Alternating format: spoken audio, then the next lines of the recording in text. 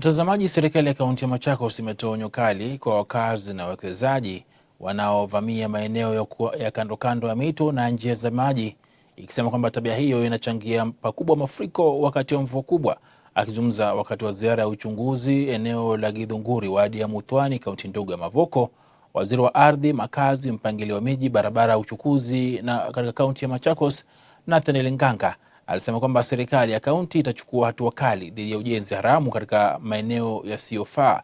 Ziara hiyo inafuatia mafuriko ya hivi karibuni yaliyosababishwa familia kadhaa kuhamishwa na mali kuharibiwa eneo la Mavoko katika kaunti hiyo ya Machakos. Nimetembea na hiyo mto yote kutoka pale juu hadi hapa, nikaona watu wengi wamejenga kwa maji, kwa barabara ya maji, waterway.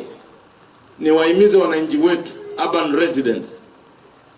residents, ukinunua shamba tafadhali usimwamini ule mwenye anakuuzia. Fanya background check, ongelesha maafisa wa serikali. Tumeajiri surveyors, tumeajiri building inspectors, watu wa kuelekeza wananchi mambo ya mashamba.